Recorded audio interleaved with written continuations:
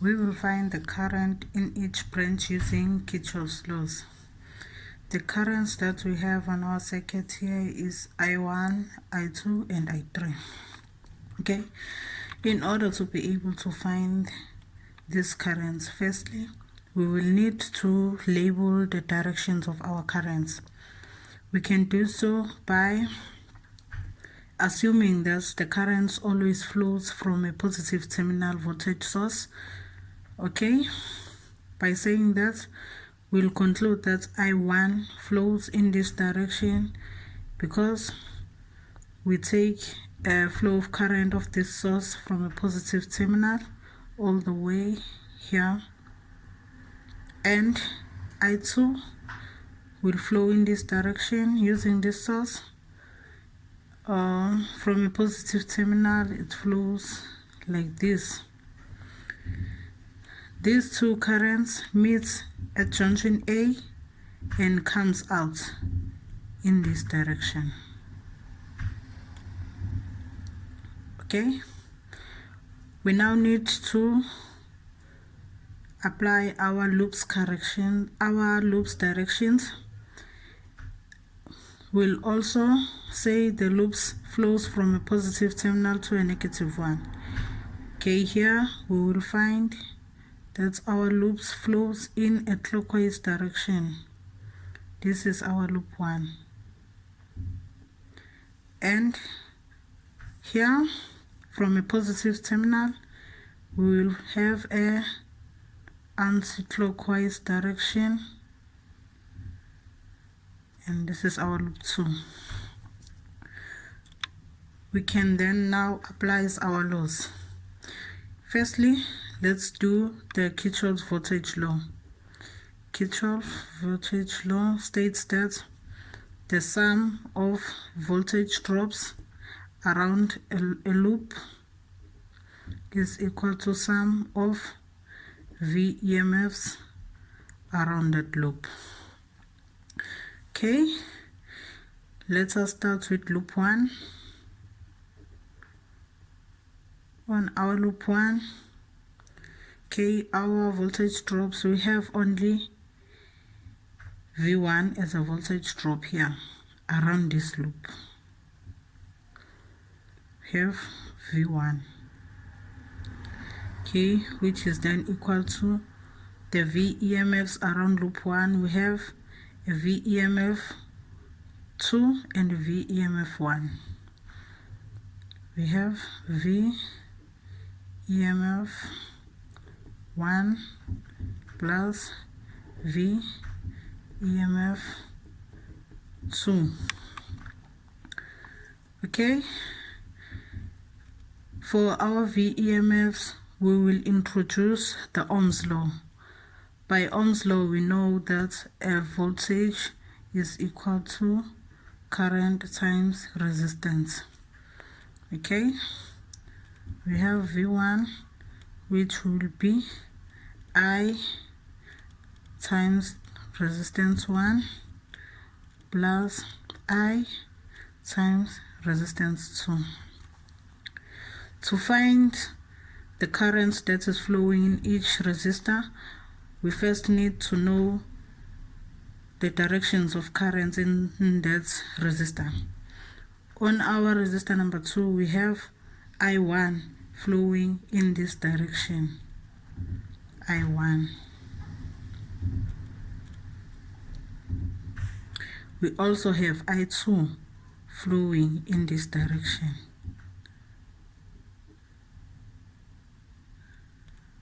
I2. Okay, on our resistor number 1, we have only I1 flowing in this direction. I1. And on our resistor number 3, we have only I2 flowing in this direction. I2. Okay, let's then go back to our equation. Our V1 equal to the current that flows in R1. We have I1 R1 plus currents flow on our resistor number 2, we have I1 and I2, and they are both going into the same direction, which means we'll add them. I1 plus I2, resistor number 2. Okay, we then substitute our values. V1 is equal to 50. Okay, equal to I1. Our R1 is 10 ohms plus I1 plus I2. Our R2 is 20 ohms. Okay, we need to solve this. We have 10 I1 plus 20 times I1, 20 I1 plus 20 times positive I2, it's positive 20 I2, which is equal to 50. Okay, we now need to add our like terms, which we get 30 I1 plus 20 I2 is equal to 50. This is our equation 1. Okay, we now need to apply Kirchoff's voltage law around loop 2. Okay, around loop 2. On our loop 2, Kirchoff's law states that the sum of voltage drops around the loop, they are equal to the sum of V EMFs around that loop. On loop 2, we have V2 as a voltage drop. It's only V2, which is equal to the V EMFs. We have a V2 and V3. Have V EMF 2 plus V EMF 3. Okay, we also need to introduce Ohm's law. V2 is equal to I R2 plus I R3. Okay, we need to find the currents on each resistor. V2 is the current that is flowing on our R2. On our R2, we have two currents flowing in, which is I1 and I2, flowing in the same direction. We add them. I1 plus I2 times R2 plus current that is flowing on our R3. We have only I2 flowing on I3. I2 flowing on our R3. Okay, we now need to substitute our values. Okay, V2 is equal to 20 volts is equal to I1 plus I2. Our R2 is 20 ohms. Our R2 is 20 plus I2. Our R3 is 15 ohms. R3 is 15 ohms. Then solving this further, we get 20 I1. 20 times I2 is 20 I2 plus 15 I2, which is equal to 20. We then add our like terms, gets 20 I1 plus 35 I2, which is equal to 20. and this is our equation 2. Okay, we can solve this equation either simultaneously or by using the calculator equation. Okay, here let's try solving it simultaneously. By solving it simultaneously, we will need equation 3, which we can make from equation 1 or equation 2. Okay, here we will take equation 1. We have 30 I1 plus 20 I2, which is equal to 50. Okay, we need to make either I1 or I2 the subject of the formula. Here we make I1, which will have 50. Transposing this here, we'll have 20, negative 20 I2. Okay, dividing both sides by 30, we find I1 equal to 50 over 30 minus 20 over 30 I2. This is our equation 3. Okay, we can then substitute equation 3 into equation 2. Our equation 2 is 20 I1 plus 35 I2 equal to 20. Okay, substituting equation 3, we have 20, 50 over 30 minus 20 over 30 I2 plus 35 I2 equal to 20. Solving this, we have 20 times 50 over 30, which is 100 over 3.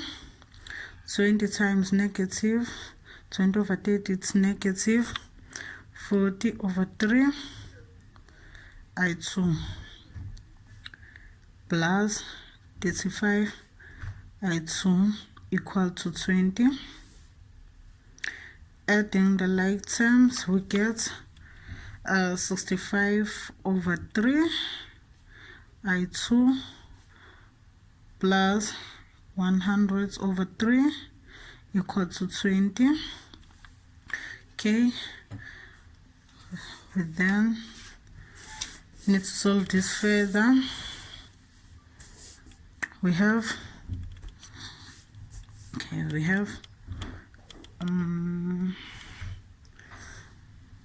65. Okay, 65 over 3 I2 plus 100 over 3 equal to 20, equal to 20. Okay, transposing this to that side, we have 65 over 3 I2 equal to 20 minus 100 over 3. 65 over 3 I2 will be equal to 20 minus 100 over 3. That will be negative 40 over 3. Negative 40 over 3. Dividing both sides by 65 over 3. 65 over 3. We have I2, which is equal to negative 0.615 amperes. Okay, we've got our I2. We can then substitute it back to our equation 3. Our equation 3 was 50 over 30 minus 20 over 30 I2. We can then substitute our I2. Okay, we have 50 over 30 minus 20 over 30. Our I2 is negative 0.615. Okay, you can then solve for this and get I1 as 2.077 amperes. We now have our I1 and I2. We now need to find I3. We can find I3 using the Kirchoff's current law. The Kirchoff current law states that sum of current into a junction is equal to sum of currents out the junction. Here we have current I1 and I2 going into junction A.